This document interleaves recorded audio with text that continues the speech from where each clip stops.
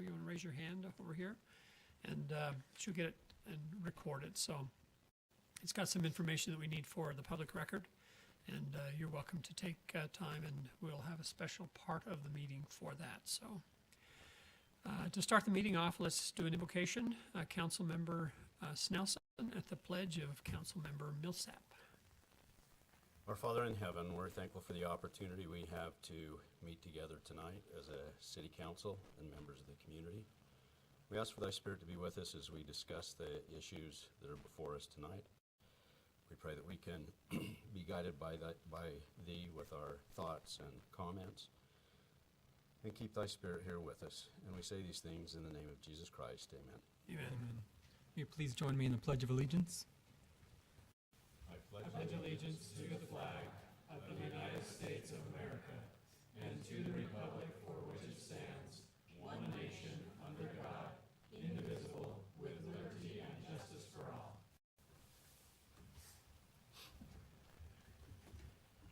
Very good. I did not welcome any students who are here or anybody who's just wanting to visually see this meeting at all. We welcome you. In fact, you're welcome to come up on the stand if you want to. We have, if there's anybody here that is in that category. Excuse me.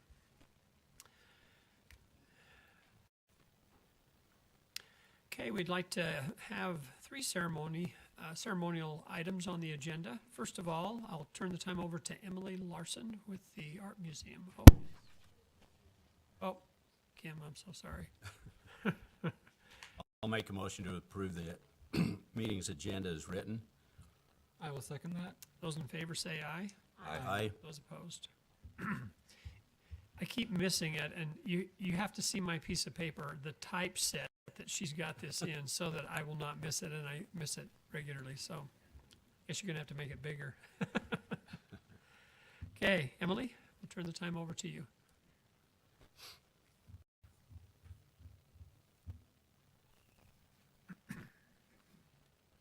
And Stacy is my partner. Oh, very good. Partner in par.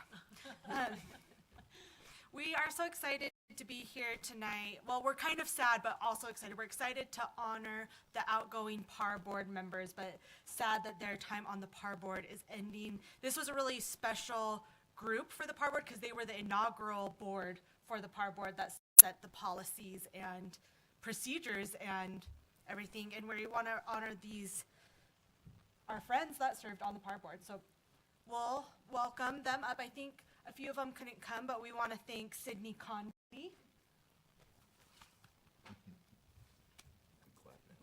We'll clap. We'll do it at the end. Clap Do at the end, Yep, thank yep, you, yes. yep.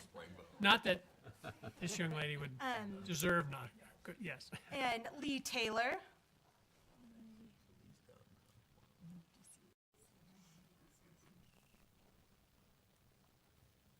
And then a few of them couldn't make it tonight. Jeremy Barker, Kate Henderson, and Kimberly Stinson. Yeah. Look. Good job, you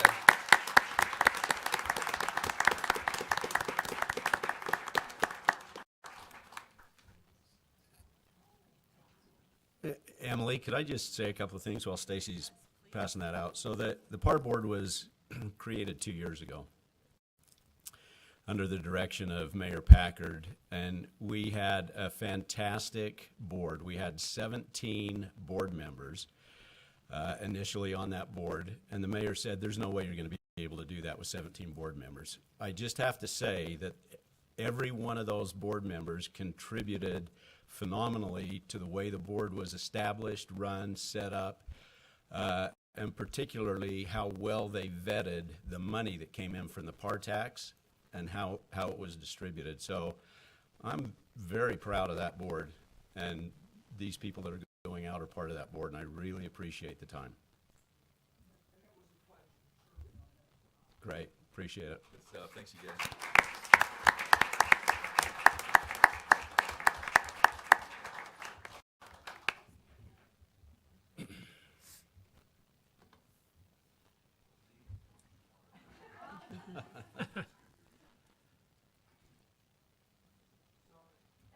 Those two right there bleed Springville, though.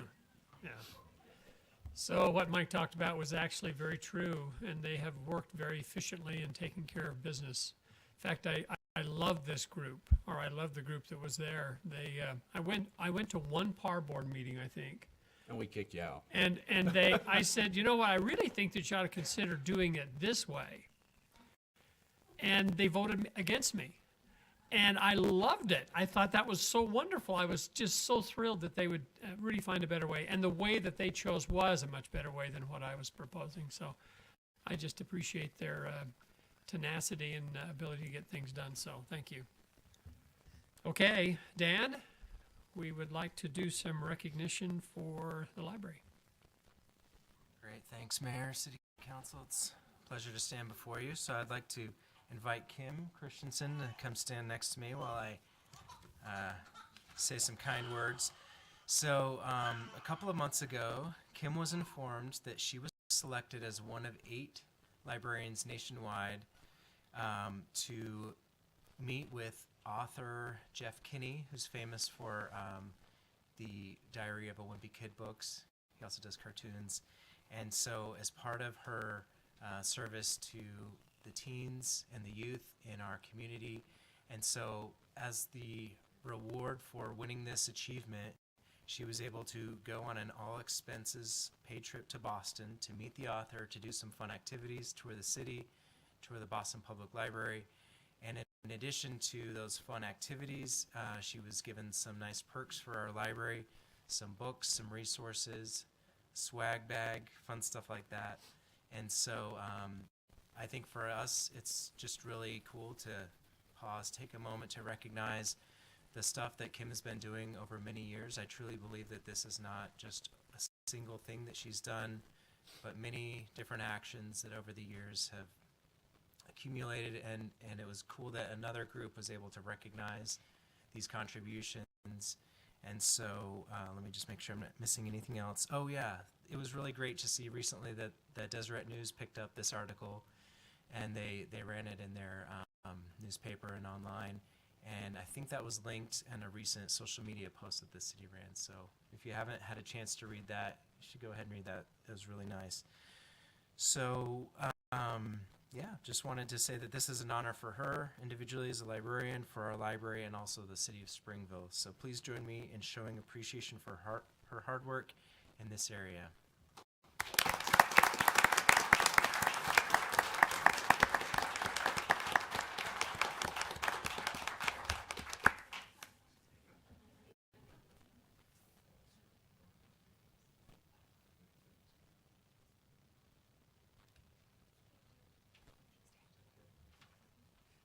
Thank you. We appreciate that.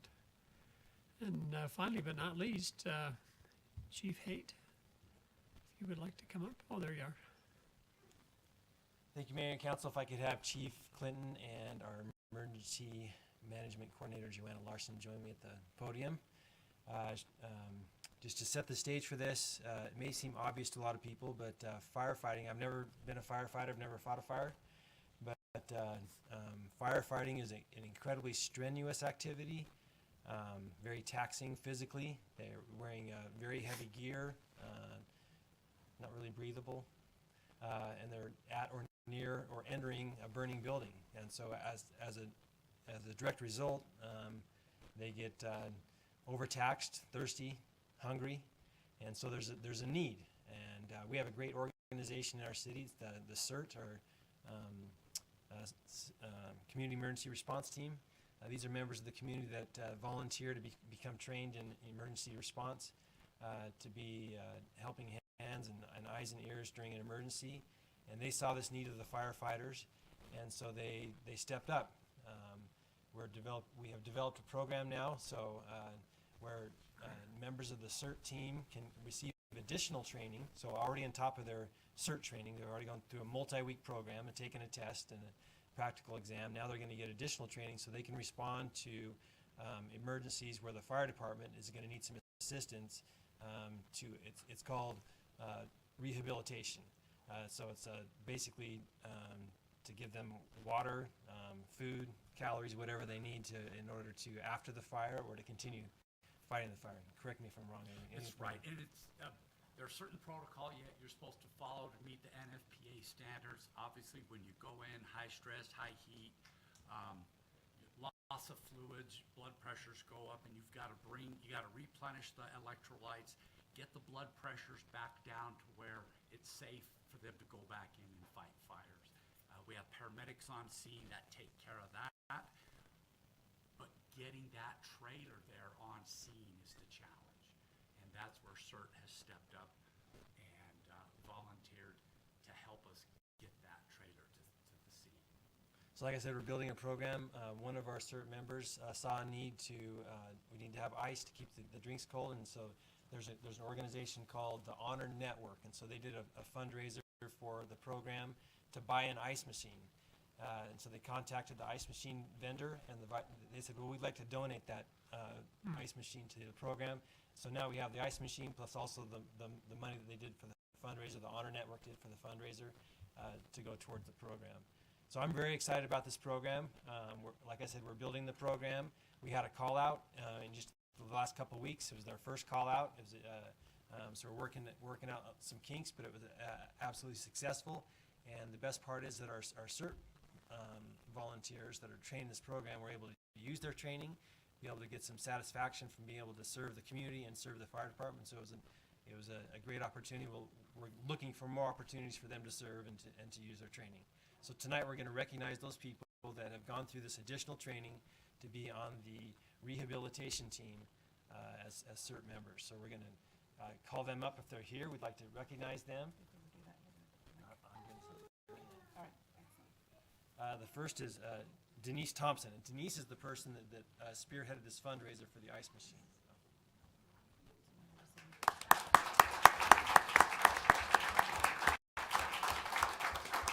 And then we have Michael Sawyer.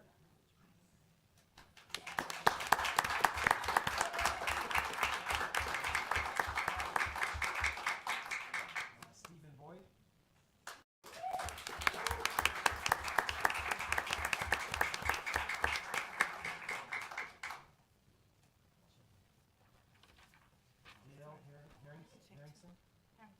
Harrison.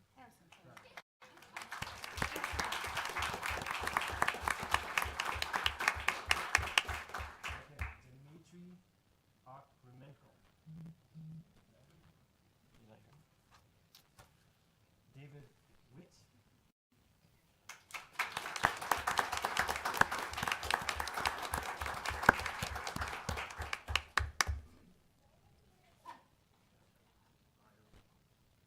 Richard Cook.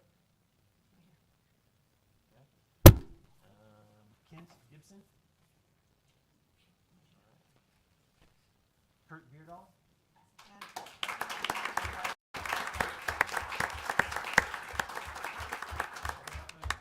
Kurt's wife as well, Carrie Beardall. She's not here tonight. West Virginia, working for FEMA. Gavin Groh.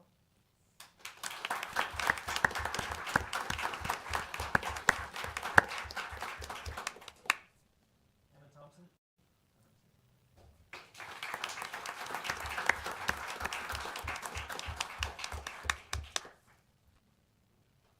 Christine Mendenhall.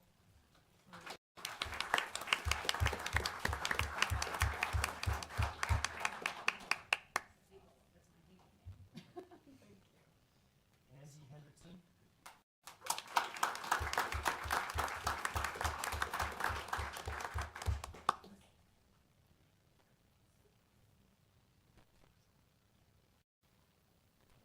Eugene Jim Bollinger.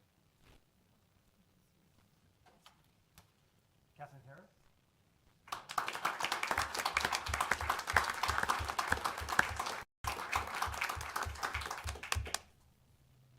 Vernon Ellenson.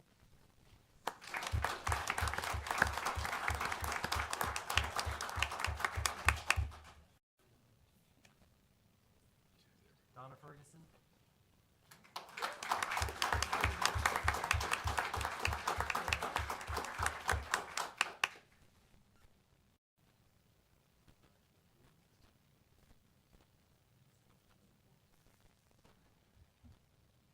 Trevor Sperry.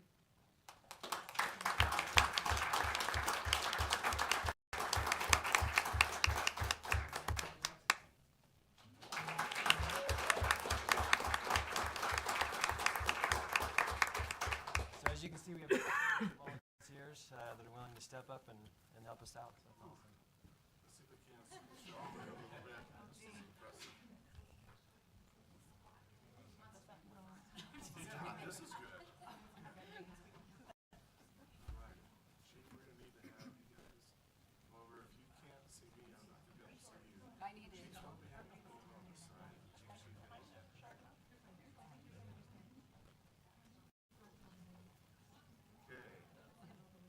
Perfect, Chief.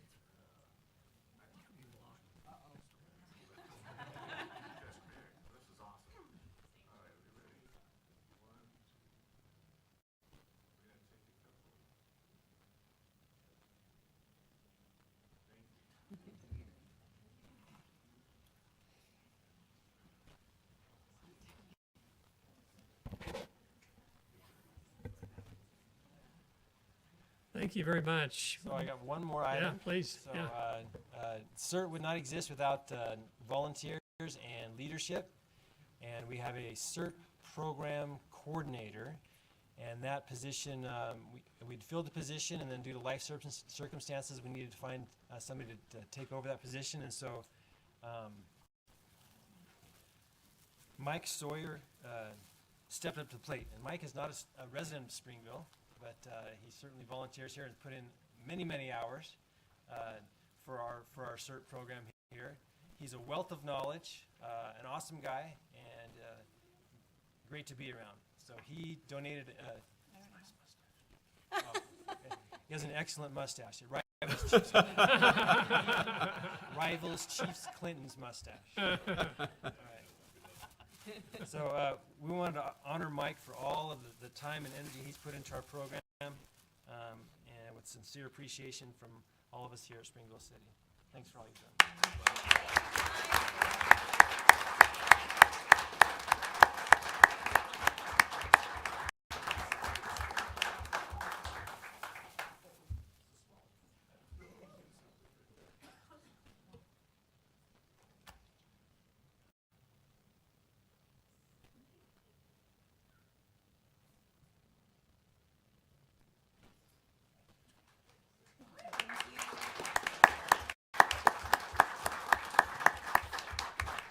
Thank you, Mayor and Council. Okay, Thanks, Chief. thank you very much. We appreciate our wonderful teams that are here to support and sustain, and we're grateful for the CERT. We're grateful for all the volunteerism that happens in a town. I mean, you don't find this in large cities as much as you do in small towns, because it's really our town and our communities and that we need to support. So thank you very much, and we appreciate all the effort and time that you put into it. So thank you. You are welcome to stay here, and it really gets boring. So, but you're also welcome to leave if you would like to. So, okay, I've received only one public comment, and the person could not come here, couldn't be here. So I'm going to read it and enter it into the record.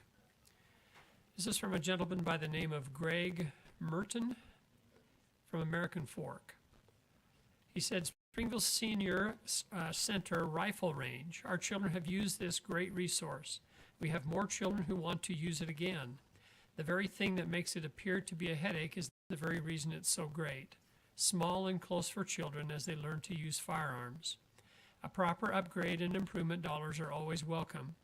A volunteer hours would be easy to get. However, the idea that we have such wonderful teaching resources so close in our valley and their expertise says this is safe and should be more valuable than what fears others want to layer.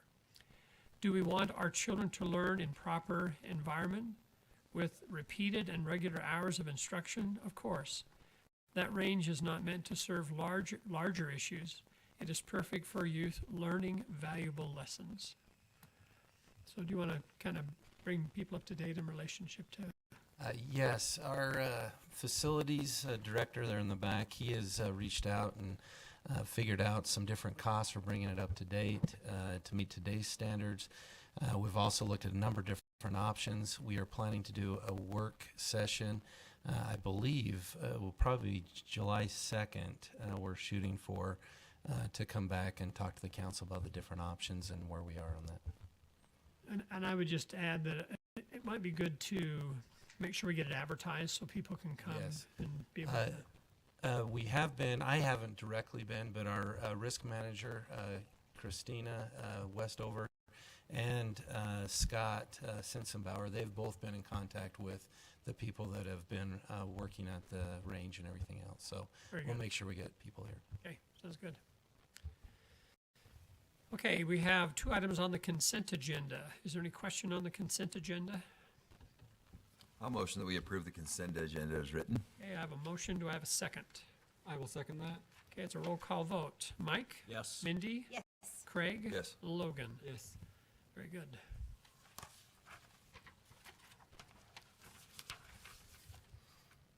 Okay, it's a consideration of approval of a referral agreement with J.D. Evans. John?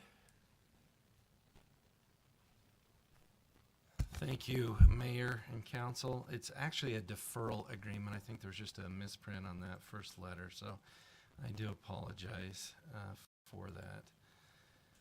So the property we're talking about with this deferral agreement is down State Route 51. It's about at, I believe, about 2100 south. Across the street, so it's this blue property here on the east side of State Route 51. Across the street is the Assumption property that we have recently discussed in this meeting. And what J.D. Evans, who owns this property, is asking is for very similar treatment that the Assumption property received. There's in the agreement before you, there is a little bit discrepancy of what I'm going to ask you to do tonight. And the reason for that is we thought that they were in the process of building a building. But after talking to our city engineer and to our community development, they're actually trying to bring this property into compliance with our land use regulations so they can continue to use it as a construction storage yard. They've been doing that, but they've been doing it in a way that doesn't meet the regulations, and so they're trying to bring it into compliance. It is a valid use there. It's just the way that the different process that it's gone on. And so what is being asked is there's a number of improvements that will have to happen for this to meet the site plan requirements to be a construction storage yard.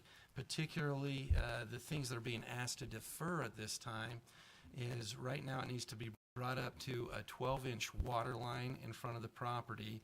I don't know if you can see that, but the water does go by this property, but it's only an 8-inch water line. About 2,000 feet away, there is a sewer line, and right now they will not be using sewer on the property because there will not be any buildings on the property. And so they're asking for a deferral of bringing that sewer line down. The other thing they're asking for a deferral of is bringing the secondary water to the property. Right now, the secondary water's up on 1600 South. It's over 4,000 feet away from the property. And so that's what they're asking for tonight in this agreement that's before you. The thing that I'm asking to be changed is right now the agreement reads as if there's going to be a building on the property. They're not looking to put a building on the property for a number of years, and so we need to change that agreement to basically reflect that they're doing a site plan, and they need to bring the site plan up to compliance for the uses that they want to do on the property. So I have changed the motion with some language that we could get this approved tonight, but also make sure that the proper agreement's before them. If I could, Council Member Jensen, do you mind if I give this to you? You bet. I I'll think you read might quick. be able to read my handwriting. But do we have any discussion on it before I make the motion? So, well, yeah, I've got some questions. And I'm not going to supersede it. Does anybody else have questions? Well, I've got a question for, you mentioned the sewer line. There's no sewer line down there. No, They're there's- not going to be using sewer We're not using sewer at this point. at this point. Yes. So is that going to happen in the future, and what does that have to do with what we're talking about tonight? Well, in the future, if they do a construction on their property where they would have to bring the sewer line down, then they would have to do that for that building. So it'd have to be some other Yes. kind of resolution. Now, we do have, in our code, we do have, when it comes to sewer, there's I think it's 250 feet, that if it's not within your property and you can utilize the county system for septic tanks, then you can put a septic tank on your property. Okay, and then the secondary water, how does that get there? Do they need that secondary water at this point? Not at this point, no. So that's another down the road thing. So they will need to connect some water to their property because they'll have, I assume, that's been approved on the site plan, a landscape buffer from the road. And so they would have to bring some water to the property to maintain that, or else they have to figure out some other way to maintain it. And will that water come from that? Is the red line water on the map? No, the blue line, you can't see. The red line is, I should have not put that on there. That's actually electricity or power. You can see this little blue line here that's right by it. That is the culinary water. And so as part of putting the road in, they're going to stub out a lateral. Okay. I read the packet, but remind me, one of the trigger points is if an adjacent landowner also develops their property, then that. Yes, and so the trigger points are the city could put them on notice that it's time to put it in. Then within 90 days of that notice, they have to start building it and have to have it in within 180 days. If there are abutting properties, then they'd have to put it in. Also, too, there's a waiver of protest. If we do some kind of special improvement district down there, they waive the right to protest that special improvement development. And then if they develop their property and they actually need those utilities as well, then they would have to bring them to the property. So my question is that how are we protected if, for example, like, hey, it's time to put these in, and they go, well, we just straight up don't have the money to make those improvements? Well, right now, I mean, the only way that I can see one of those being triggered, unless, like you're saying, hey, somebody's going to do it next door. At that point, we could do some kind of special improvement district for that area, and that would require them to pay it, but they could pay it off over time.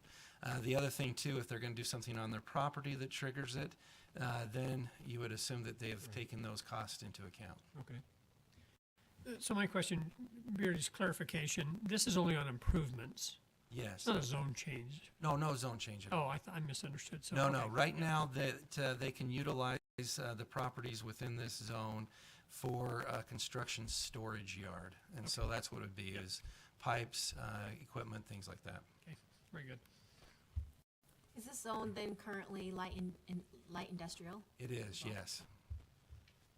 Okay, I motion to approve Resolution 2024-12 and an agreement with J.D. Evans Spanish Fork LLC that will require improvements to be installed at a later date with revisions to the agreement as discussed in this meeting, and which revisions must be approved by the city attorney. Okay, I have a motion. I need a second. I'll second. Okay, thank you. This is a roll call vote. Logan? Yes. Mike? Yes. Mindy? Yes. Craig? Yes. Okay, very good. Okay, a resolution adopting a preliminary and final development checklist. Carla?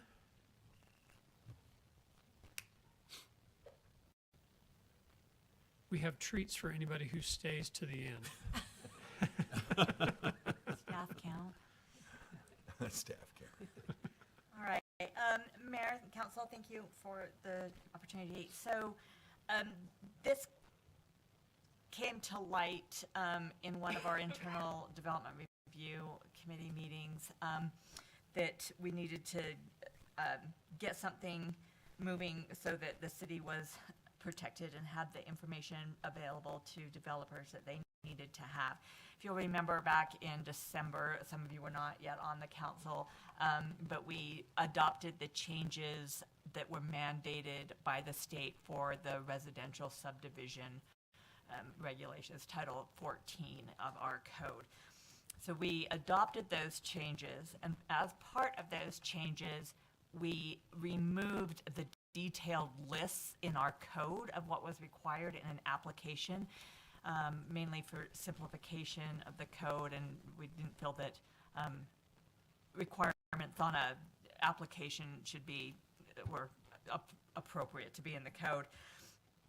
So we moved those out and made reference to a checklist that we would have that would provide all that information, so that the developer would know that they needed to look at the checklist, and the checklist had been adopted by the city council. Well, so the ordinance changing the Title 14 subdivision went into effect on February 1st, as it was required by state law, and I did not have the checklist done at that time, and so there was a disconnect, and we had not brought them to you yet.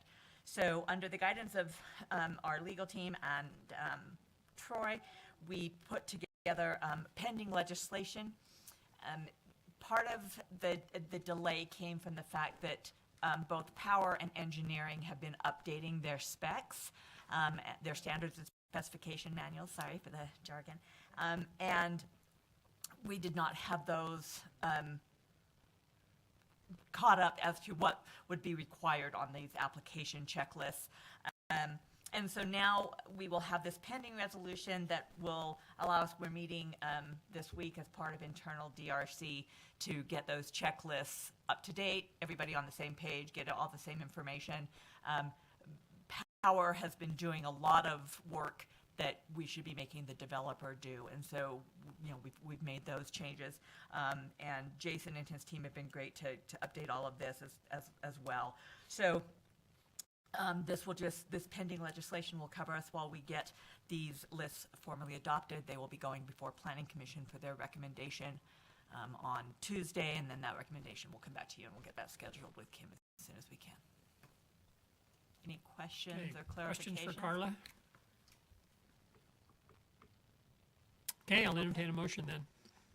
I motion that we approve resolution number 2024-13 to formally initiate proceedings to review and amend Springville City's residential and commercial subdivision regulations and application process to include preliminary and final application checklists. Okay, I have a motion.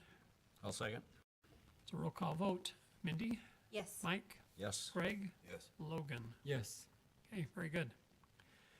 Okay, we have consideration of a agreement with UDOT, a no-cost utility relocation. Brad, I guess Chris will do it?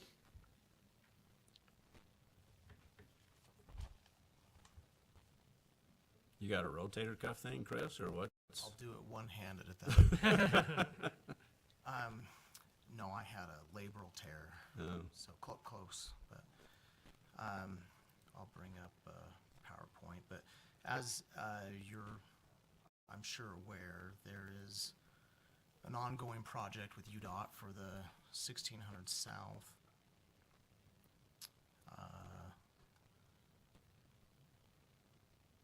interchange, and with that, there is some agreements that we that we need to work out with UDOT. So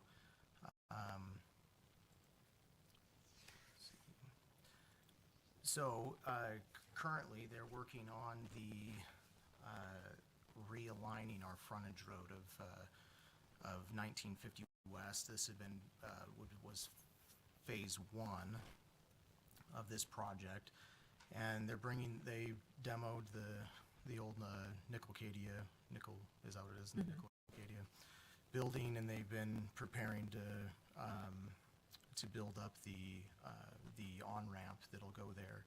So as you can see, there's a lot of stuff on this drawing. I'll try and make this simple, but with phase one, they're realigning the frontage road. With phase two, which is what this agreement is addressing, they'll be widening 1600 South as well as realigning it, which is going to require some additional utility work and access roadways. The second arrow that popped up here, you can see they'll need to bring an additional roadway that'll connect over from 1750 West over to 1700 West that will then give access to the businesses and properties that front 1600 South that will be cut off from 1600 South as they bend the alignment to the south and to get over the railroad tracks there. There's several utilities that'll be affected by this, water, sewer, pressure irrigation, that will all need some sort of a relocation or an amendment to their current state, and some additional connections that will need to be made in that access road that I mentioned. The UDOT's portion of it, they've done the design, they're doing the construction. The city's side of it, and they'll pay for everything. And the city side is we'll give support from our internal staff for engineering, anything related to utilities and public works. And then we'll also be a part of inspection of our utilities and doing the record keeping there, where we go out and take GIS shots and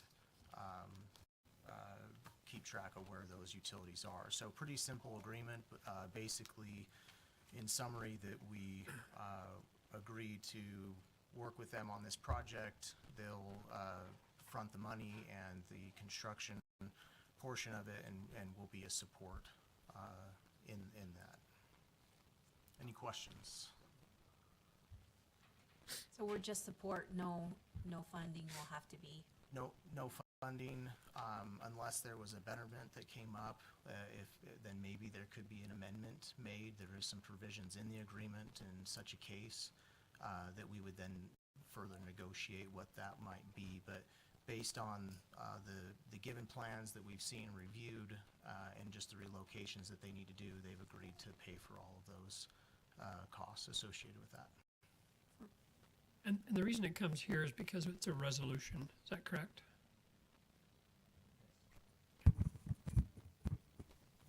Okay, questions for Chris? Okay, I'll motion to approve resolution number 2024-14, entering into a third-party relocation agreement with the Utah Department of Transportation for the relocating, adjusting, or protecting of existing utilities along the 1600 South corridor as part of the UDOT 1600 South Phase 2 widening project. I will second that. thank you. Roll call vote. Craig? Yes. Logan? Yes. Mike? Yes. Mindy? Yes. Very good. Thank you. Why would you ever vote against something like that? Okay, very good. Let's enter the budget portion, since Bruce isn't here. I think he just is dodging the opportunity to address us on the budget. So, He's listening, so who knows, maybe he'll. yeah, he's expecting that comment from me. Oh, yeah, my phone just went off. Hit him for me.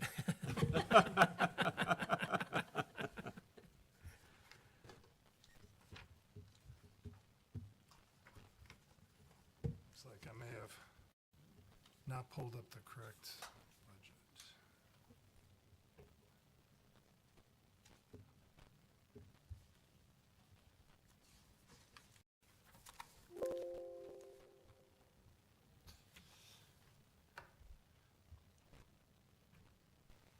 This presentation is actually, as we approach the end of the fiscal 2024 budget year, here in a couple of weeks, amendment to get our books in order for allowing the closing of those books. There's additional detail in your staff report on these, and I'm happy to answer any questions. But by way of summary of the changes, Mr. Riddle, Assistant City Administrator and Finance Director, is recommending are before you there. The first one are engineering professional services in the amount of $153,000. Those are grant funded, so a grant was received for those for floodplain mitigation. That's your Hobble Creek floodplain work that's ongoing. It's been going for some time. The next one is bad debt expense. There are additional ambulance revenues that have been booked beyond budget, and there are also additional bad debt expenses that need to be booked. As you recall, we changed billing companies just over a year ago, and we've been learning their process. They've been learning our system, and bad debt expenses are budgeted every year, but now that we better understand both sides how that's working, that bad debt expense needs to go up. This is an accounting measure, and so somebody that knows how accounting works a lot better as opposed to cash-based that I do my world in. So these are receivables that may not be received for a variety of reasons, but they also haven't gone to collection. So there's a good chance that a significant portion of that bad debt will still be collected, but that's what that particular line is. We also have had better than expected and higher than expected expenses associated with our youth sports. So we have both revenue and expenses coming in and going out as a result of that high participation. On Art City Days, our Parks and Recreation Director and her folks were able to obtain a grant or donation that allowed for additional expenditures at Art City Days in the amount of $15,000. Then also in Parks and Recreation, they were able to receive two sizable grants, one from the state and one from the county for $500,000 between the two. And those revenues have gone to improve our bike park, which is scheduled to be completed here in just a few weeks as well. Continuing on that, the public safety received a grant of $8,000. It was unexpected. They purchased a smart board with that for emergency operations. And then the next two lines are a curious one. Again, happy to answer questions, but our trustee made a mistake with regard to our bond account as we finished paying this particular bond off. And instead of sending the money to the state as they were supposed to, they sent it to the Internal Revenue Service. It's hard even for cities to get money back from the IRS. So it took them a long time to get our money back, but we paid the state the money and received our IRS money back. So that's just a balancing of those particular books. And then the last one there, we have prior donations in a special reserve fund that have helped pay for the South Main flag, and it looks like finance is clearing those dollars, putting it into the general fund so that we can purchase the flags. And they're very expensive, but that large flag on South Main Street are being used with prior donations. And I believe that should close out that reserve fund as well. So that's the proposed budget amendments needed to close out our books for fiscal '23, and I believe this one is a public hearing there. Yep. Can we go to questions first? Is that possible? Thank you. Okay, questions for Troy? Well, on the bad debt, is this typical of what we have to write off every single year? That's what I'm being told. It has not been for the past few years. Our budget's been much smaller than that. But as we've kind of got the books together with the billing agency, they're billing out more, have more bad debt expense than we did with our previous biller. So yeah, I think you can anticipate seeing a similar number in future years. And I think you'll also see when we get to next year's budget that we've had to make that adjustment as well. So does the new billing company initiate any kind of collection service on those or on those bad debts? They send them to us and we do that. The fire department's actually in the process of an RFP to select the company that will be used for that. So that's why it happens that way. It comes off of their books, so we have to enter it as bad debt, then we go collect it, and then it comes back in as revenue. Okay. So I was only reading what I think Bruce had typed. It says we're anticipating $175,000 in revenue beyond what was budgeted with the balance. Correct. So we get more, $175,000 more in revenue? Yes, we're anticipating, yes. We're also over budget, so that's a good question, a good clarification. Our actual collections are up by $175,000. So he's using those additional collections that were unbudgeted to offset the bad debt expense.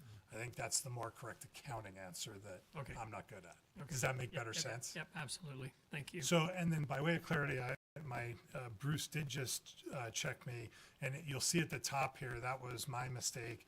This particular page is the fiscal '23 budget amendment. So actually, these are not in your staff report and are not part of '24. So this page, these 5 items are the only ones being considered in fiscal '24. And that's the ones we had in our pre-reads. Yes, correct. Okay, other questions for Troy?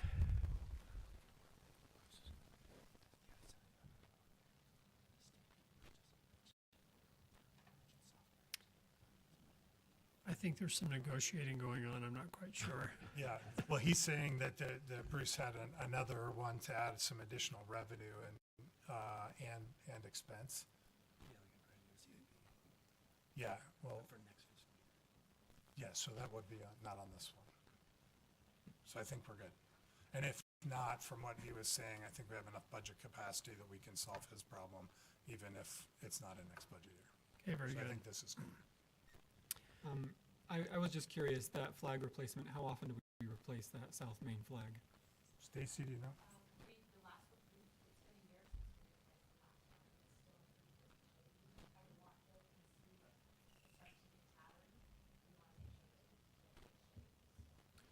When you retire that flag, how do you do that?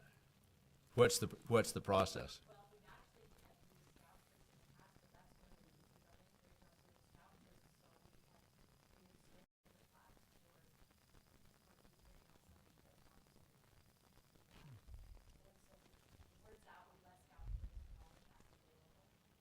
We have a pretty good police department and fire department that I think know how to retire flags, right? Yep. We got Just an idea. I mean, yeah. Yeah, that'd be great. Okay, very good. Okay, we will open the public hearing in relationship to a resolution to amend fiscal year 2023-2024. So anybody from the public who would like to talk about this? I'll make a motion to close the public hearing. Okay, I have a motion. I need a second. I'll second. Those in favor say aye. Aye. Those opposed. Okay, I'm open for a resolution or a motion. I'll move to approve resolution number 2024-15 to open and amend the general fund and special revenue fund budgets for operating and capital expenses applying to the fiscal year ending June 30th, 2024 as outlined in Exhibit A. I'll second this. Okay, it's a roll call vote. Logan? Yes. Mike? Yes. Mindy? Yes. Craig? Yes. Very good. Okay, Patrick. It's a public hearing for consideration of an ordinance of approval of setting compensation for Springville city officers and employees for fiscal year 2024-2025. Correct. So, Mayor and Council, thank you. As part of our annual process of approving our budget, the state requires us under Code 103818, Section 1, that we present before a public hearing the compensation settings for our elected officials and statutory salaries and employees by ordinance. Sections 2 to 110 of the city's code also states that we will set the elected and statutory officer salaries and states that the city council may adopt, change, or amend the officer salary on motion of the city council following a public hearing. And so tonight, that's with the first part of what I'll be here for, and just as you have a little history on this, each year the city does a compensation study where we compare ourselves and see where we stand with the payments of our employees against several of the other communities that surround us that meet the qualifications that are similar in size to what we are, in addition to also looking throughout the state. So for this fiscal year 2024-2025, the mayor of Springville City shall be paid a combined annual salary and expense allowance of $20,550, and each of the other 5 members of the Springville City Council shall be paid a combined annual salary and expense allowance of $16,236 and some change. Our second section of this for fiscal year 2024-2025, all statutory officers, appointed officers, and employees of Springville City shall be paid in accordance with Springville's compensation schedule for fiscal year 2024 and 2025, which schedule is attached to this ordinance and adopted with the Springville City's fiscal 2024-2025 budget final. At this point, we don't have exact numbers of every employee's compensation increase because they are based upon merit, and we're going through that process currently, but there is an estimated range of about 3.75%. Okay. Questions for Patrick? Yeah, I have a question, Patrick. On our compensation, the city council's compensation, how is that derived? I mean, we don't present how much we want to make. No, you don't.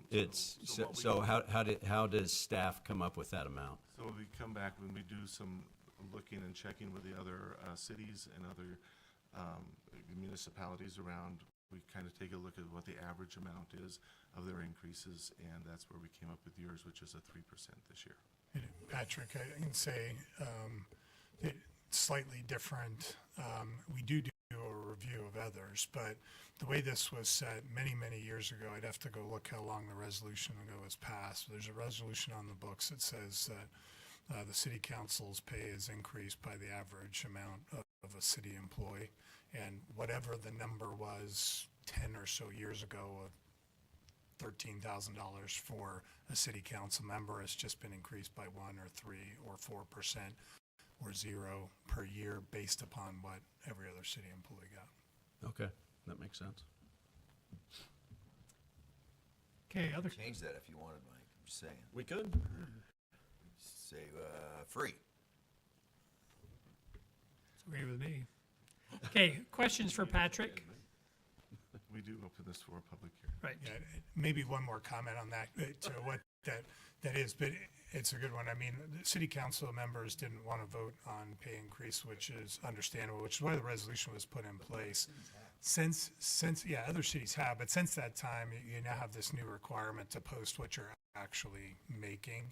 And so we're continuing to follow the old resolution, which is why it's changed by a few $100s from last year, and it's being posted in accordance with the relatively new state law. I think Other cities pay, like Provo, for instance, their city councilman is, I mean, it's almost a full-time position, correct? yeah, and some are full-time positions, particularly on the mayor side of things. So, Definitely. yeah. Mhm. So can I ask just a fundamental question? Let's say, for example, a city councilman or the mayor wants to say, no, I'm not willing to take that increase. Can they just get with Bruce and do that as a contribution back to the city? Or how would that work individually, or does it have to be collective? Sure. I mean, there's a whole host of ways that can be solved, and that's one of them. And I've heard other elected officials maybe donate their salary as well, and it doesn't have to be to the city. I mean, it's compensation. You can do with it what you want. We haven't crossed the bridge of if somebody, if the city refuses a raise, but I'm sure you could do that, and we would maintain the compensation at where you wanted it. Okay, good. Thank you. Any other questions for Patrick? Thanks, Patrick.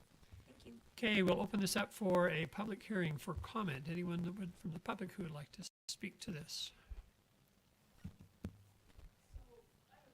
Yeah, come right up and tell us your name and your address. How's that? Not that we don't know you. I'm Marcia Harris. I'm 816 Shavy Lane here in Springville in the Westfields. I guess my question isn't so much more about the compensation, it's about, I don't know whether to talk now because there's other things that aren't on the agenda that I don't see, which I don't understand. We got a public notice about truth in taxation. I don't know if there's gonna be a place that's public comment for that. And also a place to comment about utility rate increases as well. Yeah, those are the next two public hearings, actually. Okay, because it didn't actually say truth in taxation on the agenda. Yeah, So, because the truth in taxation hearing, and that'll be part of that presentation, isn't until August. So this is the adoption of a budget that contemplates that, and then having that discussion with the citizens after that notice. Okay. So that's why the current notice doesn't say that we're adopting it. it's just very intended confusing budget. because the public notice said truth in The taxation. state law is very Yeah, confusing because it's backwards, actually. Yeah. Right, okay. Yeah. So that We, was- we agree with you. It's very confusing. So those are the things I would more comment Yeah, on. in fact, you'll also hear they've got a new resolution in front of them because of additional changes in truth in taxation hearing and changes what the county's telling us to do. So yeah, it's quite confusing. So that was my question with everything, so. Yeah. I'll So, I mean, you comment. can make your comment now and you can make it again. can You come back decide up. what you would like to do. So if you want to make your comments for all items on the All of agenda. the items Yes. combined? Yes. So, in looking through the budget, I'm a little concerned about the raise in utilities. There's another raise in utilities this year, which I actually have it here on my phone, so I can tell you guys what it is when I actually had to sift through the budget that was online. Questioning the utilities, as it looks like kind of across the board, all utilities if it's passed for the smaller raise this year, all utilities in Springville City over the past 3 years will go up almost 30% across the board, which is a lot of money. Some of them 20, or so I guess 20, not 30, 20%. So like, power went up last year 11%. It's not going up this year at all, but residential, commercial, and secondary water all went up 9.75% last year, 10% the year before, and they want to go up 3.5% again this year. So that's 23, almost 24% increase in water alone, which I'm a little concerned about because I get nailed twice living in the Westfields. I have secondary and culinary water. So I guess why is it going up so much? That's a lot in 3 years. So my question and my public hearing on utility rate increases. Solid waste is going up again, stormwater. So I guess I'd like to hear your opinion on the increases of our utilities. Why is it going up so much? And I guess I don't want to hear the answer of inflation because we're all dealing with that, right? So if we've been going up for the last 2 years so much, why are we going up again? That's my question. Okay. Troy, we don't have the numbers here in front of us. It will be when we do the presentation. Okay. When we get to that point, Okay. we will answer those. Okay, because And if not, you get to stand up again. Okay, I'll That'd be stand all up right? again. Also, truth in taxation, that's property taxes, which a lot of people don't understand because it is very obviously confusing. So we did it last year. City did truth in taxation last year. So I don't know if the school district's going to do it again. They didn't do it last year. They did it the year before. So, property taxes, plus, property values have shot up. So property taxes are going up quite a bit. So, which is, again, affecting everybody, businesses especially, and homeowners. So I want to hear the comments on that. So that would be Very good. We'll come Okay. to that point. All right. Yep, very good. Thank you. Thanks, Marcy. And Marcia, thank you for all that you do for the city. Seriously. She was everywhere on Art City Days. Yes. I especially liked her at the duct tape regatta. She did a great job announcing at the duct tape regatta. That was a lot of fun. Okay, any other comments in relationship to setting compensation for Springville city officers and employees? Okay, I'll entertain a motion then for closing public hearing. I motion that we close this public hearing. Second, I'll second. those in favor say aye. Aye. Aye. Those opposed? Okay, I'll entertain a motion for that. I'll move to approve ordinance number 07-2024 that sets compensation for Springville City officers and employees for the fiscal year ending June 30th, 2025. Okay, again, a roll call. I'll second. Sorry. Mike, Yes. Mindy, Yes. Logan, Yes. Craig. Yes. Okay, very good. This is a new resolution. Troy, is that correct? John? Because of state law? Okay, As you mentioned, this year, there has been an additional state law requirement that now speaks specifically for a resolution to set forth compensation increases for executive municipal officers based off of, in Springville, a merit performance for the city that is now required by state law, which is section 10.3.818, number 2. That just went into effect May 1st, and so we'll be presenting that this evening. The specific amounts will be between 0%, not to exceed 7% of the current salary base of the executive municipal officers within Springville City. Based off of their current compensation. This range is contemplated in the budget and has been balanced, adopted as a tentative, and is considered for final adoption at public hearing at the same time as consideration of this resolution, which will need another specific public hearing. okay, and for the public, all of these salaries are public information. Correct. You can get this information, there's nothing hidden. This was not our city that became under the focus. There was another city in the state, and hence this law. That it's not an abuse on our part that created this, so we're not afraid to make a declaration to it, so, thank you, Patrick. Any questions for Patrick in relationship to this? Okay, we'll open it up for a public comment period. Anyone like to come and address this? All right. Very good. A motion that we close that public hearing? I second that. Those in favor say aye. Aye. Those opposed? A motion to approve Resolution 2024-16 that outlines executive municipal officers' compensation increases for Springville City officers and employees for the fiscal year ending June 30th, 2025. Okay, it's a roll call vote. Mike? You need a second, Oh, I need a second. and so I'll do that. And I'll vote yes. Okay, Mindy? Yes. Logan? Yes. Craig? Yes. Okay, thank you. All right. Troy, I think you're up again for public consideration of adoption of enterprise fund transfers.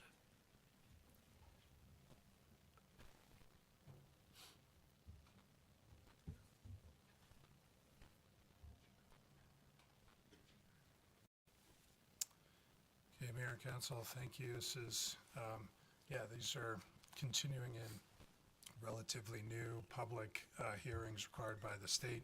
These are for transfers to the general fund from the enterprise funds. Public notice went out in the bills last month as required by the state. What you see in front of you are transfers that come from our enterprise funds to the general fund to benefit the programs there. And by way of clarity, the administration fee are charges to those individual funds for the services that they receive from the general fund. So, for example, we had Chief Engineer Chris Wilson stand up a few minutes ago. His pay comes out of the general fund, but he provides services to the Water Division, Sewer Division of Public Works, and the portions of his expenses are captured in those funds. That would also apply to the legal department, the administration department, the finance department, for the services they provide to the enterprise funds. That's your administrative fee. The operating transfer is really what we're talking about primarily here in this particular public hearing. That's a transfer set by the city council, effectively a profit transfer to benefit the general fund. Kind of the reason, if you will, that we have enterprise funds is to not only provide a high level of service for water, sewer, and power to our citizens, but also to receive the benefit of kind of the profits from that, as opposed to sending those to shareholders or people outside the community. So those dollars there pay for your police officers and parks and other things. And then final column there are utilities. Each of those funds provide utilities to the benefit of the general fund and the estimated amounts contained there. So, the water used on our parks, for example, is provided by our water fund, and the costs of that are provided there. The total transfer of $7.783 million. Are there any questions? This will be done incrementally throughout the fiscal year 2025. Yeah, we'll have to check with Bruce, and I can't remember if he does one or two transfers, but generally, historically, they've only made a couple of transfers, but it most will be monthly, that they'll transfer a portion of that over into the general fund. Other questions for Troy? Okay, sounds good. Thank you, Troy. We'll open this up for public hearing in relationship to the transfer. Anyone like to speak to the enterprise fund transfers? Okay, Seeing no comment, I motion that we close this public hearing. second. I'll second. Those in favor say aye. Aye. Those opposed? And there's no official action in relationship to the transfer, is that correct? Okay, very good. All right, Troy, take us to the conversation about the Springville City tentative budget, 2023, 2024. Yeah. Correct. I was going to ask you that question, so. 24, 25. Correct.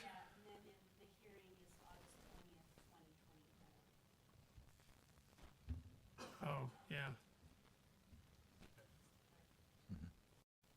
hopefully, we'll double check, but I think that's correct in the actual resolution, but we want the motion to be correct as well. It says 23 on The the resolution. I think it says, yeah. Okay. This presentation will be a little more lengthy for the benefit of the public that's here.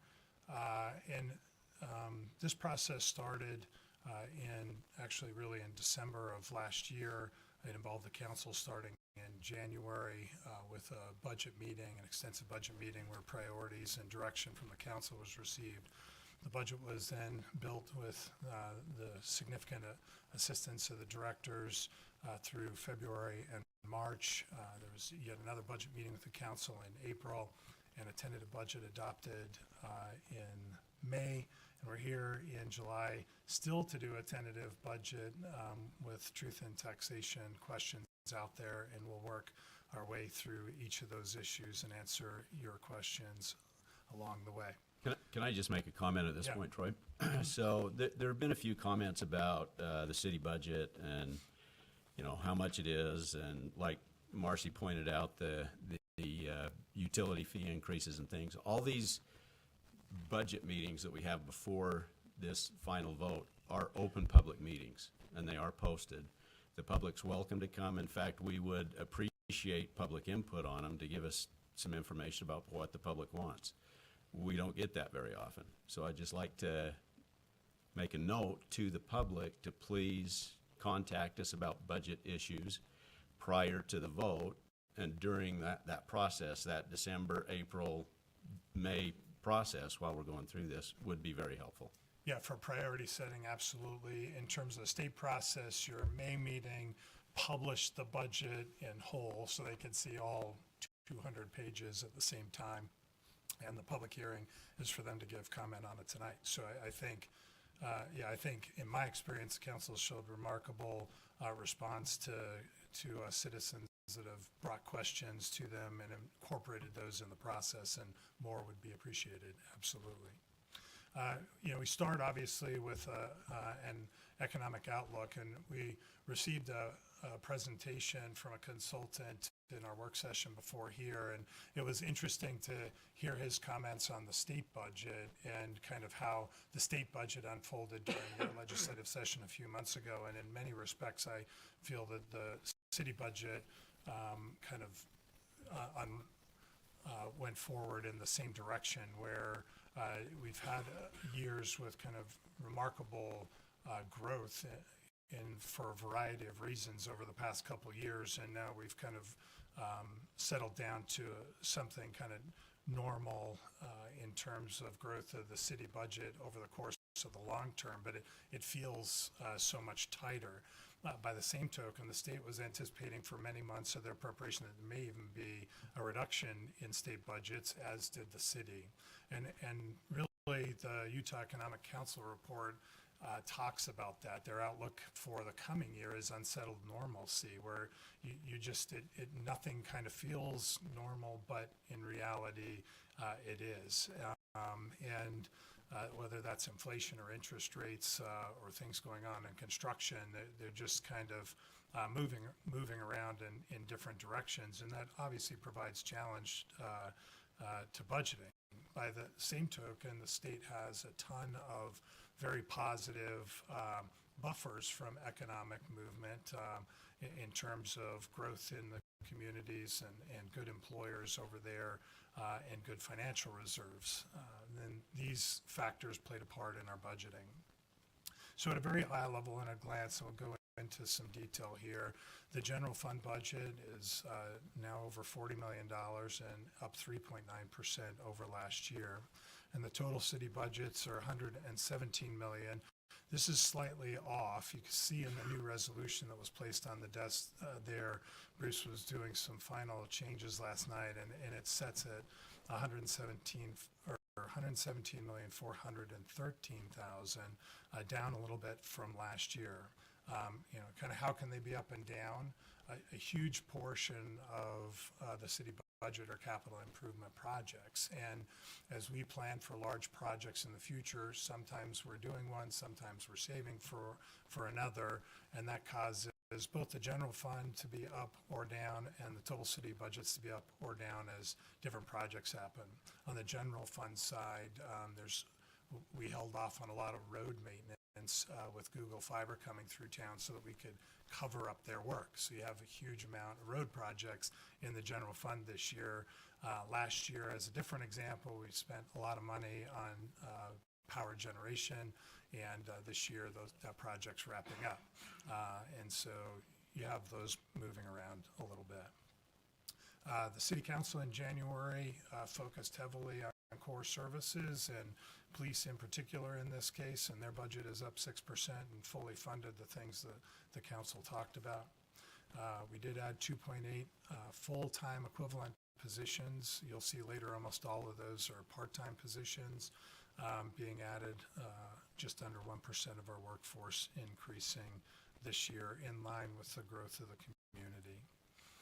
The budget does include a 5% property tax increase. That's about $10 per year on the average Springville city home, a little less than $1 a month.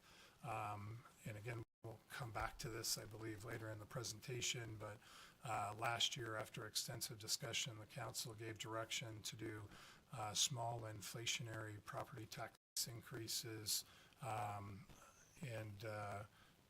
because it does not increase with inflation, so it's a decreasing revenue against inflation over time if that's not maintained.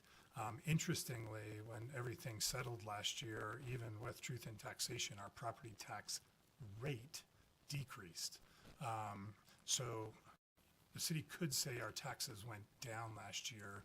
And when we talk about confusing, this is the king of confusion kind of thing, and how that works across the state. But as your property values rise, the county actually reduces the property tax rate and keeps the actual tax receipts steady.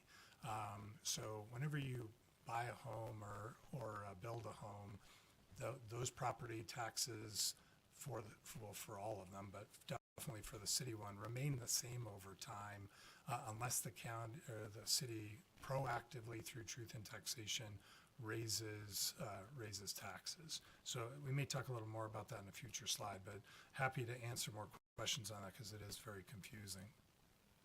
The budget continues to maintain the enterprise fund transfer at 6.5% of their gross revenues. And utility rates are ranging upwards from 0 to 3.5% with a blended average of 2.3%, which is approximately $5 per month for the average residential home. We'll come back to those changes also later in the presentation. General fund revenues. So you have several pages in your budget of revenues. $4.4 million in revenues on property tax. The increase through truth in taxation generates an estimated $118,000 in new tax revenue. Sales tax of $10.4 million, which is up 2% from this year's forecast. So very nominal increase in sales tax anticipated, particularly given the continuing inflation we're all seeing. Sales tax, contrary to property tax, does go up by inflation. When your loaf of bread costs more at Walmart, you're paying more sales tax on that, and the city's receiving a percentage of that. Transportation sales tax are up significantly. You can see that 48% increase. The biggest driver by far of that is the county's installation of what's known as the fifth. But the county passed a new tax for which the city receives 0.1% of sales tax revenue from that, and it generates several $100,000 for the city that can only be used for transportation, streets and sidewalks and things for transportation. Intergovernmental transfers are up 6% nominally. The big mover there is a federal grant for Hobble Creek and flood mitigation. Charges for services are down. Primarily, those are down due to a reduction in the forecast for development fees. Most of our other fees and participation are increased. In the last hearing, there I showed that our use of youth sports is up. and that's reflected in the budget as well. But all of them added up together show a decrease in charges for services. Transfers, we talked about those in the previous public hearing, but there is also a significant C Road reserve utilization to pay for all of those streets projects. On personnel, you can see on this sheet additions in addition to a reduction due to the decreasing development. We've reduced one building inspector position. The other positions are being added. Again, as you look down there, the PT stands for part-time. There are a couple of conversions of part-time to full-time, but the vast majority of that increase of approximately 3 employees is in part-time labor. There's 3.75% in the budget for pay increases, and the benefit increases are covered in the city. That's for pension and health insurance and other benefits. Capital projects total $5.7 million in the general fund. There's your grant funding of $1 million on flood protection, public art at $227. We talked about public art in the last meeting and the art loop concept that's emerging. And then the large street projects, $3.7 million. That's a lot higher than we normally see in an average year to repair and keep our roads in good shape. And $1.8 million is being transferred into our vehicle and equipment replacement fund. PAR projects, because there's always interest in that. That's a relatively new tax as well. That's generating almost $1 million annually now for the benefit of the citizens in parks, arts, and recreation. We're starting to see some of those projects come to fruition. And we had our first wiffle ball tournament on the new wiffle ball fields as an example, and you see pickleball courts and trail work coming through capital projects. Several local arts organizations received mini grants totaling $45,000, and there are additional programming elements of $143,000. And feel free to ask questions. I'm like, I wasn't going to be all just monotone like Bruce, but I'm monotone like Bruce. It's pretty good.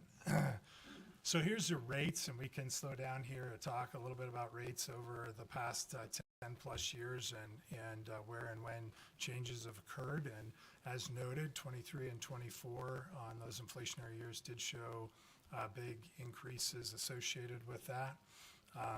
We've largely kept our rate increases over time in line with inflation.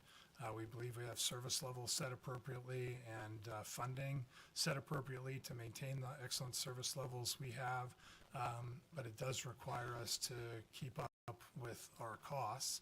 I was trying to think, I mean, we have other presentations that the council has seen, and I'm certainly happy to provide them to anybody from the public that's interested, but the council has seen many times kind of the impact of the growth in the cost of our projects here locally by both materials and labor that's heavily driving this, since our enterprise funds are so involved in pipelines and power lines and generation projects and so forth.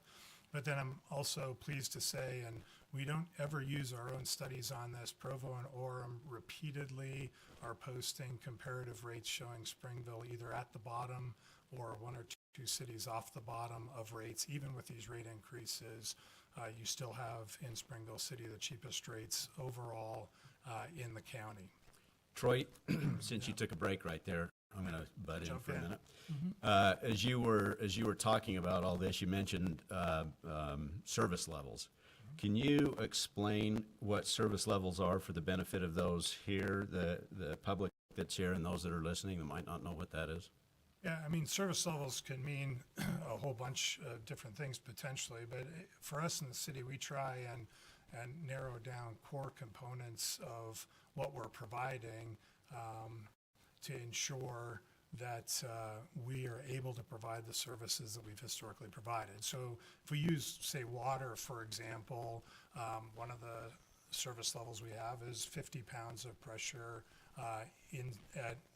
at every meter in the city. Whether you're at the top of the city or at the bottom, you have at least 50 pounds of pressure. Now, the state minimum is 20 to 30 pounds, and we're above that. Now, some people would say, hey, 50 pounds isn't enough. I want even more. And that could be. Your shower shoots even faster at 60 pounds than it does at 50. but we've set that at 50, and you have certain standards for the quality of water. We've chosen a level of service for how many gallons to keep in reserve for both fire flow and for failure of equipment. And then maybe a last service level on water is what we call an N-1 contingency, which says we can lose any one of our assets and still provide service for the city. So if any one of our wells goes offline, we can continue to provide 100% of service to the city no matter what. Now, I would point out, we all got to experience a multiple hour power outage a couple of days ago, courtesy of Rocky Mountain Power. They do not have an N-1 contingency. And so when they had a problem at one of their substations, it knocked us out, and Spanish Fork out, and Salem, and Santaquin, and Payson, and Nephi out of power due to how they managed their system. That obviously impacted us, but if within our system we were to lose a substation, we can continue to function because of the service level set by the city council after careful study. Does that answer your question? Hopefully a little bit. Yeah, it answers mine. I Yeah, just wanted to make sure that the public understood what it is that these rates are going to pay for. Right. Yeah, and so we had extensive discussion just last work session, I think, about, should we consider lowering our levels of service in order to potentially reduce rates or reduce impact fees for new development? And so those are active conversations that are going on almost on a bi-weekly basis whenever the council meets about how to best provide the services. And those are the types of things that we want to hear about from the public. How much service are they willing to sacrifice, or how much more do they want, or do they want to maintain it, or whatever? It's very helpful for us when we're going through this process, setting these fees, to know where the public wants to be. Yeah, that's when I listen to radio or TV shows, and that's the conversations nationally always, well, this is a right, or that's a right, or we should get this, or we should get that. There's never the follow-up of like, well, how do we pay for that? And being required to have a balanced budget forces us into those conversations, saying, yeah, sure, we can add a second rec center, but it's not free. There's a cost that's associated with that, and so you're constantly balancing that, for sure. Moving to kind of the enterprise funds and getting to the question portion or public comment. Public Works comprises the divisions you see up there on the enterprise fund side. They've been redistributing a lot of their workforce responsibilities and focusing on updating their plans and carefully looking at cost of service analysis and rate design as an emphasis for Public Works moving forward. And when you talk rate design, it's kind of the same thing. Many years ago, the city passed tiered rates, and I'm sure that through this rate design situation, we're going to be discussing, are the rates or the tiers at the right level, and should there be adjustments or other things there. And incidentally, on rate design as an example, the Westfields actually pays less on average for water than the east side due to the secondary water. Their rates are lower, and they pay the same base rate for the city. So someone on that side, approximately, and you can look at the rates because as we move them, they'll have adjusted slightly. But when they were originally put in place, the rates on the east side for secondary water are 10% lower on the west side than on the east side. Number of capital projects, we've already mentioned a couple of times the catch up from Google Street projects. The water projects you see there, the Upper Highline Ditch and the AMR metering pilot, I just highlight for the new council members that $2 million came from a grant from the state of Utah that our consultant heavily helped us obtain. So their $2 million that investment helped the city with. Sewer and stormwater, Public Works are also reflected there. Power is generally flat revenue and no rate increase. The council will recall the basis behind the big rate increase last year, and the wholesale power market kind of went crazy right about budget time, and Power at that time was very concerned, and they were blowing through their power acquisition budget very quickly. Now, it was managed fantastically. We know affirmatively Lehigh, for example, spent last year 100% of their power budget in the first 6 months of the year to buy power. We didn't see any of that, but the great news is that particular line is down $1.6 million this year. The strategy to continue to hedge up and know where our power costs are going to be continues to be an effective one for us to know where our rates are and where they're going to be in the future. And future insurance on that is bringing that new generation online, which we heard last meeting was scheduled to be online also in hopefully less than a month for the summer peaks. You see additional capital projects on there. And a highlight there on SUVPS, up 97%. That's not a small line item in your budget. Our Southern Utah Valley Power System assessment is up large. They're borrowing $50+ million for projects to benefit the South Utah County service area that we all jointly participate in. That's Springville, Spanish Fork, Salem, Payson, and the South Utah Valley Electric Service District. We have additional feeder lines that are coming in dealing with the growth and potentially additional transformation capacity, which honestly could have helped that situation from a few days ago. Again, it would have been us solving somebody else's problem, but it would have helped if some of that was online at that. Golf revenue's up significantly. They are proposing a fee increase in January. I was surprised, again, I didn't prepare these slides, but the utilization of 83% is stunning to me to see. I tracked that in years past a lot, and what utilization means is how many tee times we have available, how many of them are booked, right? So 8 of every 10 tee times is booked, and you think as we approach July, right now our tee times start at 6 in the morning. We have golfers still out there at 9 or later at night. So in 15 hours, every 8 minutes, 80+% of those tee times are full Monday through Sunday.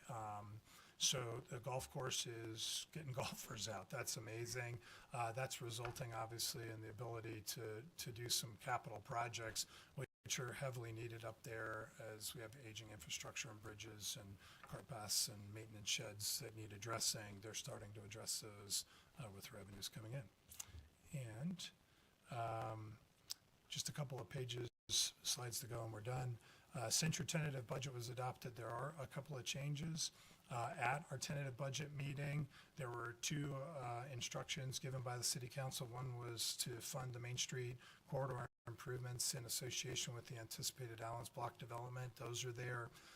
And also rewriting the development code to bring it into harmony with our underway general plan adoption. So that increased that project cost. You'll note in there, the mayor gave kind of instruction to Bruce to I don't know, go make money. I don't know what the instruction was. Figure out how to solve that roughly $150,000 at the time $170,000 problem. A couple of things happened there. One, Josh was able to negotiate a reduction in those costs. That brought it down a little bit. Bruce was able to locate, it looks like to me, about $100,000, but there's still $57,000 coming for reserves to pay for that project. Very late in the process, Solid Waste let us know of a nominal change in some of their fees. That's about a $10,000 change in Solid Waste. I've added an intern to the power part-time salaries budget for another $10,000. And then there were a few minor fee schedule and pay table edits. Finally, on truth in taxation, as you have truth in taxation contemplated in here, I'll say a couple of things. It's a very complicated process. It's made difficult for a whole bunch of reasons. It changed by the legislature again this year. This is the latest. Before June 30th, you have to adopt an interim budget. That's what we're talking about right now. In that adoption of the interim budget, you'll be setting a public hearing for the truth in taxation process to talk about whether or not to do with that. And then you see a whole series of public notifications specifically on truth in taxation, which culminates in a hearing which has been scheduled for August 20th at 7 p.m. Now, I'd also note you have a new resolution in front of you with two changes that I'm aware of from the one in your packet. The first is the slight change in total overall budget dollars, but the second is the adoption of an anticipated tentative certified tax rate. Now, we haven't, normally we would adopt a tax rate if we had it from the county at this meeting, if it was a final budget. Last year, you did not take this step. And you can see the resolution in your budget says we anticipate setting this rate in the future. But the county has told us or asked us to incorporate this anticipated tax rate or tentative certified tax rate as appears in your resolution at 0.001128.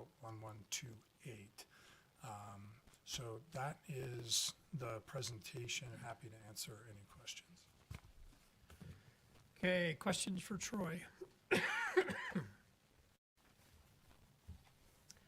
So the increase in the property taxes was about $1 a month, you said, Yes. for the average For home. the average home, which should have been a $520,000 or $30,000 home.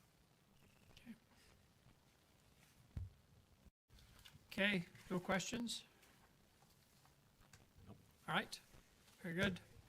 Okay, we'll open this up for a public hearing. Anyone who'd like to come and speak to the budget? Okay, come up and state your name and your address and take, say 2 to 3 minutes or something. Cooper Clark, 1158 South, 1325 West. So I didn't notice in the budget there wasn't anything scheduled for new fire apparatus. As you saw in Art City Days, engine 43 broke down, had to get pushed out of the road. If you look at NFPA standards, every piece of fire apparatus has to be replaced every 15 years. If it's a frontline apparatus, 25 years. If it's a reserve apparatus. Engine 41, the current frontline engine, is due to be replaced in 3 years. The current price of a fire engine is $1.2 million. It's not insignificant. Engine 42 and engine 43 are both out of date. Engine 43 was ordered in 1999. It does not fall in the 25-year lifespan requirement from the NFPA. The same follows for ambulance 41, which is broken down on an emergency response with a patient in the back of the ambulance on the way to a hospital. That patient had to be transferred to Provo to be transported. It was an emergent transport, so life was in danger at that point. Truck 41, which has been out of service for quite a while, was bought in 1990. That's 10 years past when it needed to be replaced. A Quint or a truck is going to cost about $2 million to replace new now. That hasn't been, we have a Quint currently ordered, but they take 2 to 3 years to get here, which is why I'm bringing up the engines. All of the engines in the city will be out of date in 3 years. The brush trucks in the city, brush 41 and brush 42, are both out of date to be frontline engines, 2009 and 2007. The heavy rescue unit that the city has was ordered in 2003. It is currently a frontline unit, does not meet the NFPA standards as a frontline unit. The 2 utility trucks that the city has also do not meet the NFPA standard. They were ordered in 2008 and 2006. So what budget amendments or what budget plan is there to bring our fire department apparatus up to date? The staffing issues and the pay issues, that it's not competitive, is a separate issue. But what plans does the city have to address the equipment issues that our fire department has? Do you want me to respond? Yeah, and Yeah, Chief Clinton will probably get a chance in here as well. Okay. So you saw in there $1.8 million was transferred to Vehicle and Equipment Reserve. For the past 14 years, the fire department is receiving the funds necessary to replace all their equipment in the slotted replacement time frame, which is all less than the time frames you had. So they're choosing when and how to replace those, and they have the funds to do that. So the specific plans on that, you can certainly talk to Chief Clinton about which engines they have scheduled to be replaced in each year, but that's fully under the purview of the fire department, and they receive 100% of the funding necessary to do that. Okay, thank you. Yep. Chief, do you have a response?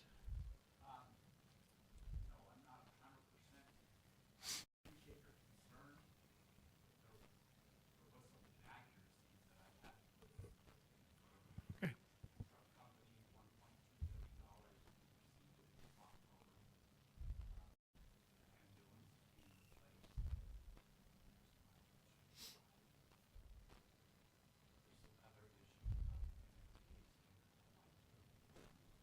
Okay.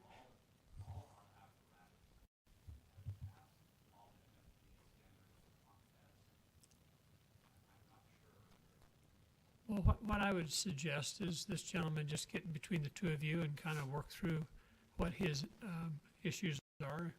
Yeah, and one other comment on that, it's important, and I think it's important for the council to recognize, and what was raised 12 years ago I would have been fully supported.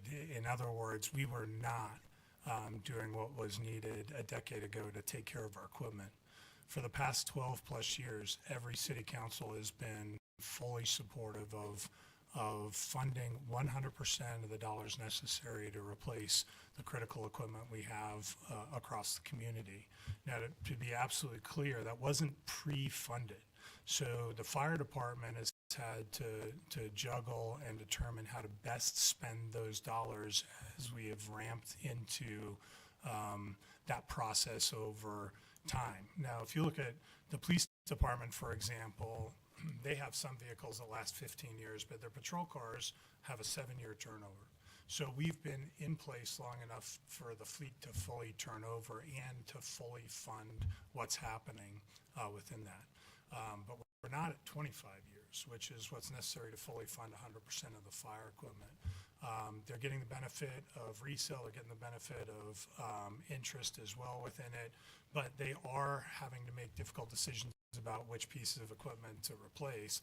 But the funding mechanism has been fully supported in place by the council for a long time now, and those reserves are significant, which for most of our employees, we're so grateful for the ability to replace our equipment when necessary. It's provided for a reliable fleet that really makes a difference. Now, as the chief just indicated, over the last couple of years, a huge slowdown in the receipt of some of those vehicles.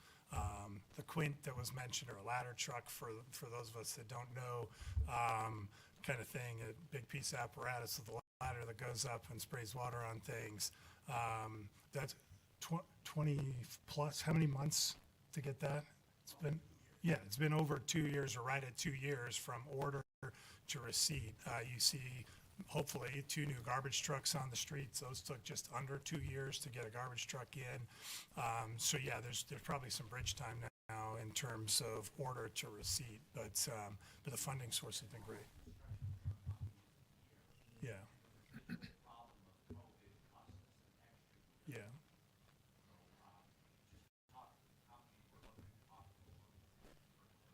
Well, I think this gentleman, he's left, but just get with him and just have a conversation. And Yeah, we will. I mean, it's easy to Talk show. it through, We sure. have all of our Yeah. inventory Yeah. there. We have the accumulated dollars. we don't get into the minute detail because you have to rely on staff, but if you find a discrepancy, I think the council needs to be aware and needs to know. I think it was great that that truck broke down in the parade because it justified that new truck that's on its way, right?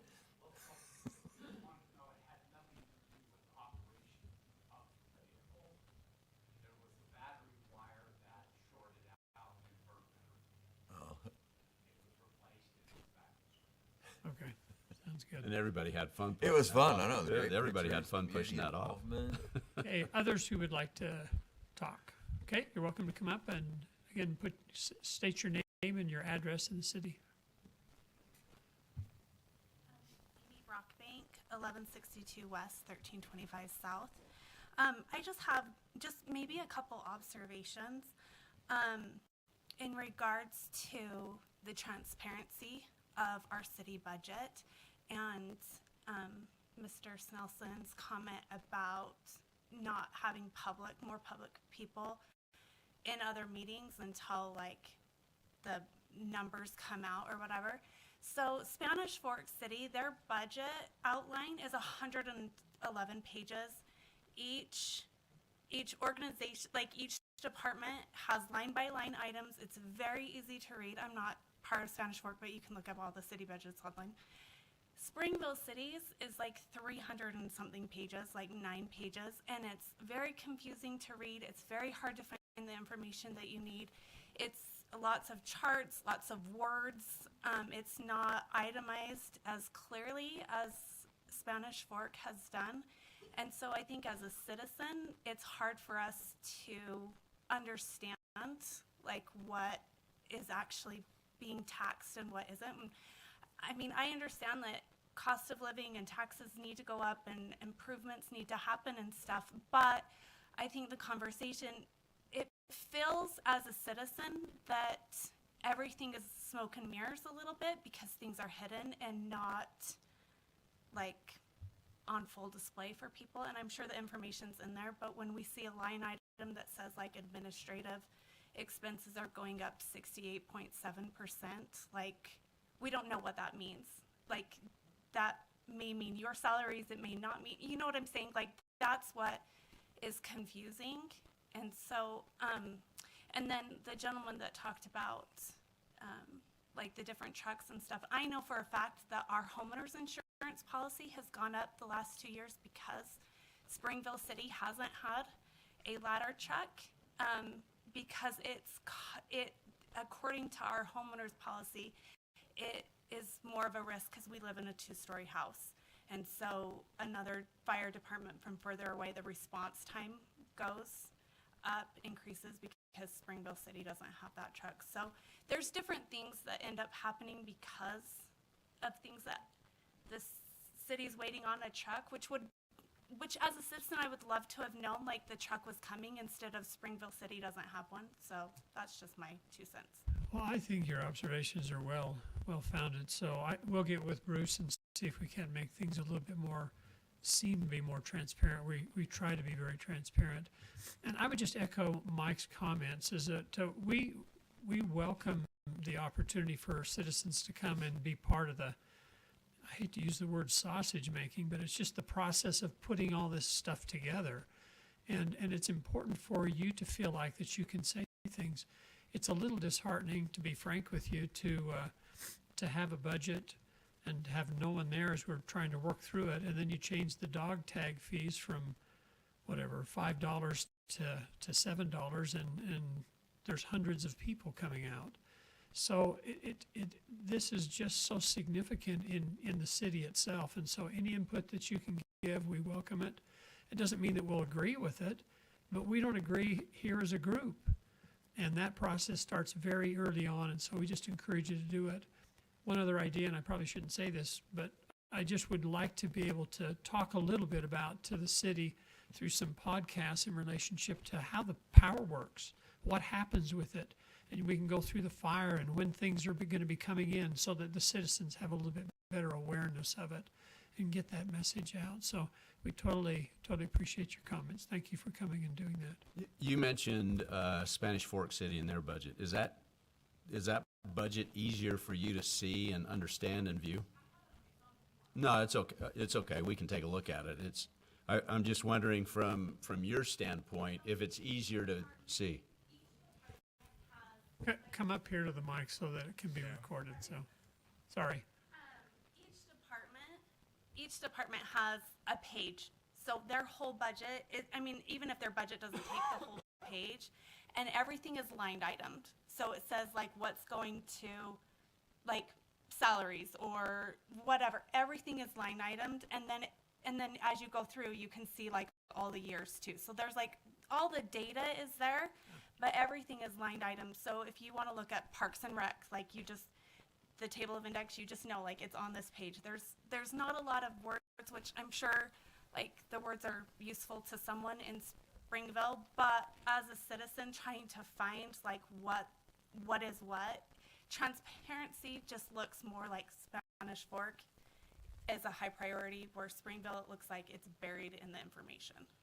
Well, that's not the intention. Thank you so much. Yeah, I review their budget every year, and it is shorter. We've talked about, I mean, I'm curious, because ours has the same breakdown and the same years, but in front, ours is longer, but we've already talked about and been working, especially with kind of the new budgeting process we're going through, that an executive summary could be very helpful, even for the council. A shorter, more accessible version, and then anybody that wants to do 300 pages can do 300 pages, but those that want to do 30 pages can do 30 pages, so that both are available. And everybody's a little different. You may like numbers. Some people enjoy the narrative. They follow the narrative. So we'll take a look at that. I think those suggestions are very good. Thank you. Anyone else that would like to comment? Sure. No, ma'am. We know who you are. Talking about the utility rate increases and the property tax increases. I mean, Troy sat here and told us that all these departments, like we had $10.4 million of tax revenue we weren't expecting last year. You know, I love Springville. You all know this. I've lived here my whole life. I've given service to this community. I've served on the committee that got the rec center built. I served on the committee that got the PAR tax passed. Like, I love Springville. I understand a lot about how the power works. You know, I'm more proud of the power department in this town. We generate our own power. I mean, correct me if I'm wrong, but if we had a cataclysmic power, I mean, some people thought there was cataclysmic power when it was out for 2 hours, but I remember back in the day we used to go out all the time.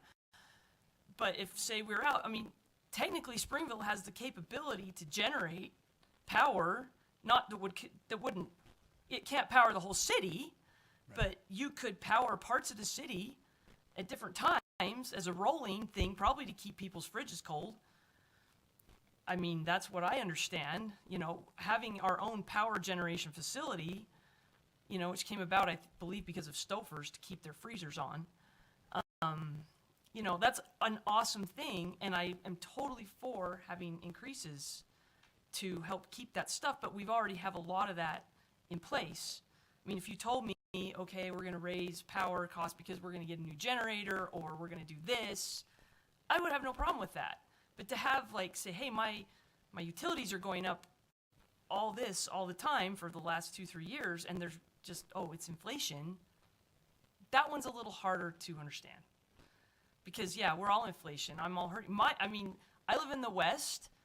My property taxes have gone up $1,000 over the last 4 years. That's $250 a year between the city and the amount that the county's telling my house is worth and the school district. That's a lot of money. That's $1,000 in 4 years. My property taxes have gone up on my house.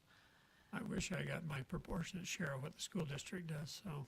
Well, there's that. I mean, I agree. I have issues with them too, but we're not at a school district meeting right now. So, you know, and my utility rates went up $100 a month last year. I'm on equal pay. So, you know, I live in the West Fields, and, you know, Troy just said, well, I don't pay as much for water down there, but my utilities went up quite a bit. They went down a little bit this year, but it's still up. So, you know, it's a lot of added extra costs along with the added extra costs of just living, you know, so I don't know, bad timing, I don't know. I mean, as a council, I think I would be, if I was sitting where you're at, I would be trying to look for ways to move stuff around to kind of help, because when you raise taxes, it looks bad, people don't like it. I get that it has to happen once in a while, but it's happened a lot in the last 2-3 years, so Yeah, I guess that would be my comment. we appreciate your comment. I would, Jason Miller, raise your hand back in the back. I would get with him, because we just barely put in 3 CAT engines down in the power station, and he can kind of go through the cost of that whole thing, so. Yeah, power's not going up this year. This is, So- this is, I mean, these are the kind of things that I think the public needs to know. what Right, I we're mean, if you're looking at. saying, like last year, power went up 11%, and you're saying, hey, we're improving our grid, we're improving the base, and why? I think people would. They may not like it, but they'll understand it. Right, that's what I'm saying. We may not like it, but I would totally understand, rather than just saying, hey, it keeps going up, my bill keeps going up, why does my bill keep going up? You know, why am I, Marcy, on your bill that you received, does it say why there was a rate increase? We show that there's a rate increase. Do we say why the rate increase? The bill. No, No, not it doesn't say. That's on where it. they're notified, right, that their rates are being increased? Yeah, but it doesn't say the why. I mean, the presentation there, for example, we showed 2 or 3 large capital projects. I don't remember offhand, but Power's doing $3 or $4 million in capital projects this year. The CAT engine project alone was over $9 million last year. We're doing 200 capital projects plus annually across the city for improvements. And so it's not really feasible to say, hey, here are the 200 projects on your bill for that. So, I mean, we could come up with a way to shorthand it, but even, I mean, you just saw a half-hour, 45-minute presentation of shorthand that didn't come close to covering all the different items. Well, we appreciate your comment, Marcy, we really do, and I would be getting with Jason and just kind of go through this, but hopefully we'll be able to be a little bit more narrative Yeah, with I the mean, public. just So, hey, you know, water's going up. why? Yeah, I happen to know they're putting in a giant water tank, you know, but that doesn't affect the secondary water. Secondary water's in, it's done. I mean, what secondary water extra is there? It's running or it's not, you know, it's all piped in, it's all done kind of thing, so it's going up. You know, I don't, Yeah. Well, you thank know. you. We appreciate your So comments. those would be my comments, is to say, hey, you know, we need it for this or that, instead of just, hey, it's going up again, it went up this much last year, it's going up again, your power rates are gonna go up, because it adds up, that's the problem. It adds up, We so. understand, yep. I mean, I feel you. Like, I feel that every time I get the utility bill and I see all the different utilities, and my wife and I, we don't make a whole lot of money, and so we definitely feel it each month. I will say, I don't think that we don't raise these necessarily because we're getting like more and better water, more and better power. It is to maintain that level of service that Mike talked about.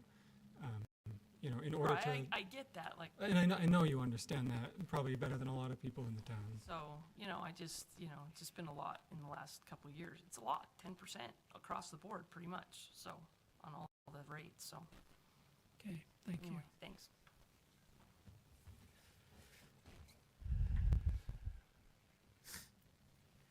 Okay, any other comments? I'll make a motion to close the public hearing. Okay, I have a motion. I'll second that. Those in favor say aye. Aye. Opposed?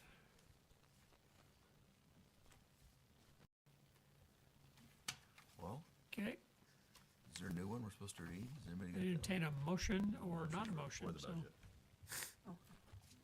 It's this one. I motion we, what is it, tentative resolution or tentative budget? Is it this one? Because it had a different number, right? You can use that one, but or you can. Because these numbers are different than these numbers, right? 117, 221, this is 117. All right, I motion a resolution for Springville City Corporation to operate under a tentative budget in the amount of $117,413,845 for expenditures and transfers in the fiscal year beginning July 1st, 2024, until a final budget can be adopted following a truth and taxation hearing on August 20th, 2024. Okay, I have a motion. Do I have a second? I'll second. Okay, I have a motion and a second. It's a roll call vote. Mike? Yes. Mindy? Yes. Logan? Yes. Craig? Yes. Okay, thank you for your comments. They'll be in the minutes, so we can follow up on them. Okay, are there other items that we need to go through? No closed session? Okay, I'll entertain a motion for adjournment. I'll make a motion to adjourn. I will second. Those in favor say aye. Aye. Those opposed? Thank you.